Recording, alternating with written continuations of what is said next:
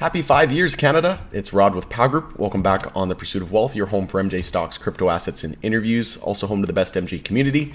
It is Tuesday, October 17th, 2023, and today marks the 5th anniversary since MJ was legalized here recreationally in Canada.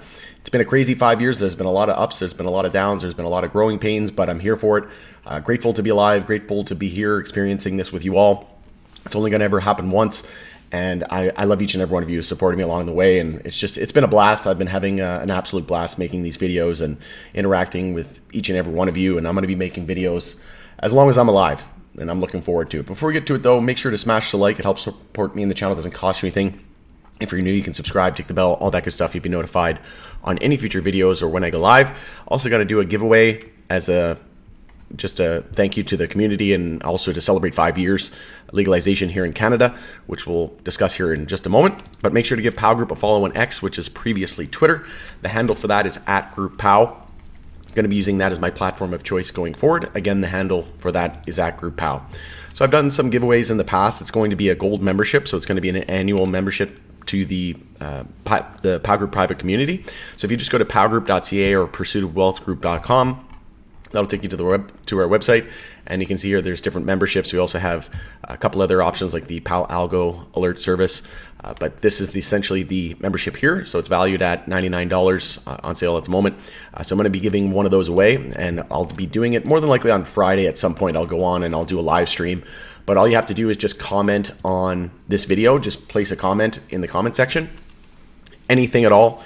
It won't allow duplicates, so please just refrain from adding any duplicates. It's not going to matter anyway.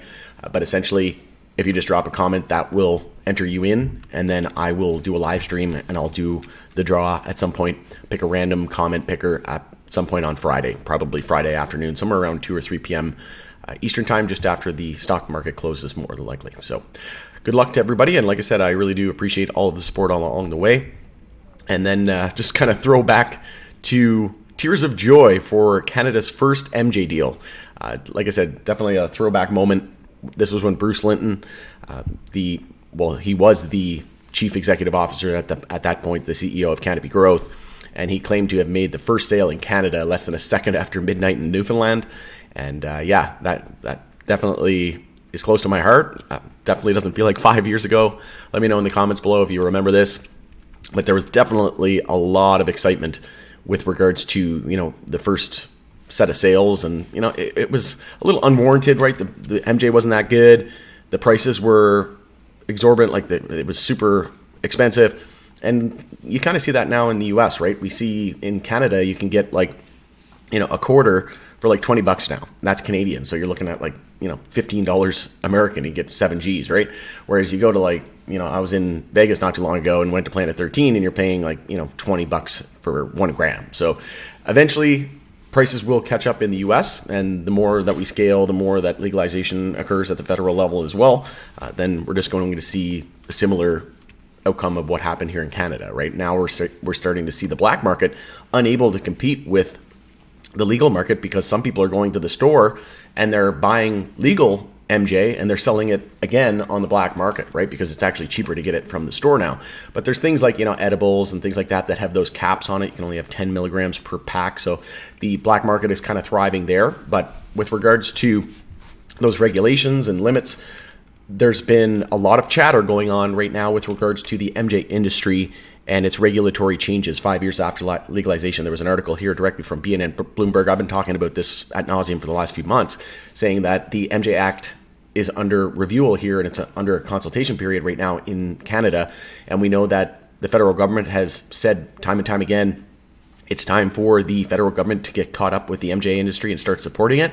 And look at Fire and Flower, right? It ended up going insolvent. There's tons of producers that are going insolvent, either insolvent or bankrupt. It's not just producers, it's also retailers, right? And we're going to continue to see that occur because there's over 1,000 LPs in Canada, licensed producers. We don't need that many producers. There's a ton of retailers as well. We're going to see tons of consolidation and mergers and acquisitions and just downsizing from that. With respect to that, we're going to see lots of consolidation, and we're probably going to see a lot more insolvencies and bankruptcies as well. If the Canadian government, it's still going to happen no matter what, but we might be able to slow that pace, right? If we can start to catch up with the industry and support it. And then we'll go through this information here, but we could see, this has been coming up a lot lately. This has been coming up in the media. We've been seeing time and time again. It seems like every few days now we're talking about, the issues that are at hand with the MJ industry and how some changes are needed, right? So one thing that we need changed is the limit, right? We just had the drink limit increased from, I think it was like 355 milliliter cans. Yeah, I think you could buy 5, and now you can buy like 48, right? And then eventually we're going to see 12 packs and 6 packs and 24 packs and maybe even 48 packs, and then you're going to be able to buy it at maybe even the liquor store or convenience stores or something like that, right? Where you don't actually have to go to a dispensary to buy one. And then there's other limitations, right, with regards to the edibles. There's only 10 milligrams allowed per pack. That's probably going to change, right? In the US, I think it's 100 milligrams, and they're not even federally legal. So we're going to see, packaging, labeling. If you go and you buy like a beverage or something like that, if you walk into an MJ store, it feels like you're going to die because of all the warning labels and the health labels and warnings and whatnot. But that's probably going to change, right? You're going to start to see the MJ drinks look more like an energy drink where it's very appealing, right? But that's going to take time. And then, packaging, labeling, marketing, and advertising. Imagine when, I'm still waiting for the day when we're going to see an MJ Super Bowl ad, right? That's going to be where we know that the industry is basically at critical mass, right? Where we're seeing mass adoption. And that's when things are really going to start to heat up, no pun intended. But there's also taxation. So we'll go through this a little bit quickie. We'll go through this a little bit quicker than we normally do because I want to try to keep this video as short as possible, and I do have an appointment that I got to go run. So we'll just do a quickie here. 5 years after MJ was legalized in Canada, experts and industry players say regulatory issues have weighed on success of the industry. Nawan Butt, a portfolio manager who oversees an MJ ETF, told BNN Bloomberg that regulation is the biggest challenge to Canada's MJ industry, a main reason why things have been slower ever since legalization in October of 2018, which is exactly 5 years ago today. They came up with a set of rules and directives, which then moved very slowly and evolved very slowly to keep up with what were the actual demands of the consumer. And remember, they didn't even release edibles until the second year, right? But also head of capital markets at Purpose Investments said in an interview, we've seen Canada just underserve its consumers to some extent. And I would agree. Regulators have done a disservice of sorts to investors and operators in the space that really were sitting on an industry that was net new, could generate a lot of taxes, and could generate a lot more jobs, Butt said. This name is too funny. Legalization anniversary. So on October 17th, 2018, the federal Liberal government changed prohibition laws on recreational use of sale of MJ that had been in place for about a century. Since then, it's been a rocky path for operators in the industry navigating the legal market in Canada. So a review of the MJ Act published last week found that retailers in the industry were struggling with financial viability due in part to the costs associated with regulatory compliance like taxes and fees. The review was launched last year by the federal government. Omar Khan, public affairs officer at MJ Business High Tide, called for attention to regulatory issues within the MJ industry, unaddressed, these could have political consequences for the federal government if left unaddressed. So yeah, absolutely. If we're not getting, if these, and not to get political or anything, or I'm not on any side of the aisle, I just want what's best for the MJ industry.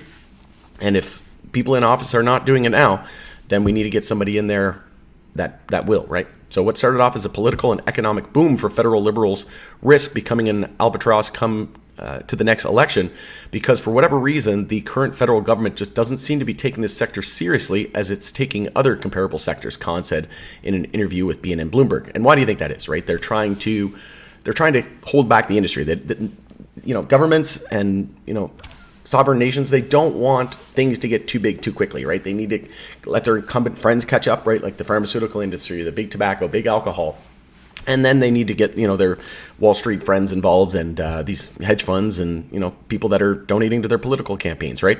And then they'll let it's that crawl, walk, run approach, right? They'll let it flourish slowly, and then eventually when we get to critical mass and everybody's positioned, when we have all the incumbents, right, the people, the companies and the people with the most to lose, like the big pharma, big alcohol, big tobacco, right, once they're all positioned, then we'll start to see everything really start to kick into overdrive, right? So it mentions excise taxes here as well. So Khan said excise tax is causing problems for retailers.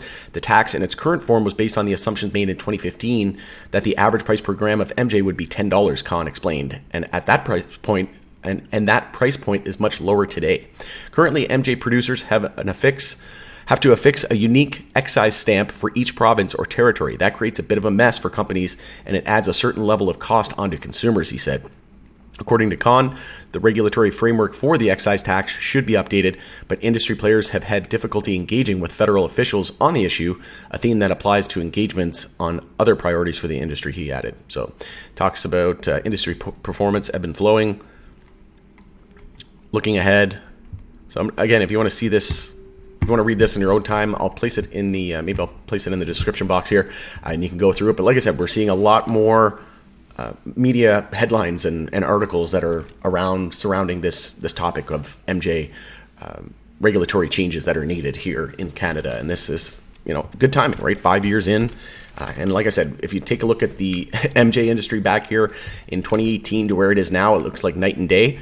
And I can guarantee you that 5 years from today, when it's 10 years old here in Canada, it's not even going to resemble anything of what it does now, right? So I'm excited for it. Like I said, I'm here for it. I'm on this journey with each and every one of you. I'm so grateful to be here and just accumulating these prices. I'm not worried at all. The money that I invest in MJ, I know is it's probably going to have to sit for multiple years. It's money that I don't need, and I have realistic expectations. I don't need it today. I have a game plan. I have it in two different accounts. I have one in a long-term portfolio, MJ in a shorter-term portfolio, right? I'll take take profit levels at certain price points in my short term, but in my long term, I'm not selling any single MJ share of any company until the US legalizes at the federal level, whether that be 2 years, 3 years, 5 years, 10 years.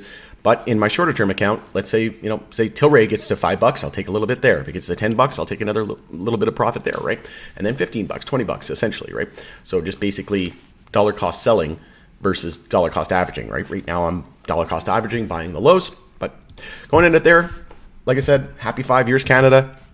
And as a thank you to the community and this amazing industry, going to be doing a gold membership, annual membership to the Pow Group private community giveaway. Like I said, all you have to do is comment on this video, and that's valued at about $100. And then we will be announcing the winner at some point on Friday. I'll go live and announce that. But make sure to give Pow Group a follow on X. Like I said, handle for that is @GroupPow. Really do appreciate everybody for all of the support. Love each and every one of you. It's Rod with Pow Group. Thanks again for joining us on the Pursuit of Wealth. Hope you have a fantastic Tuesday. I'm going to go get a couple of Canada beverages, more than likely, to celebrate 5 years, and really looking forward to the next 5. All right, have a great night. We'll see you again on the next video.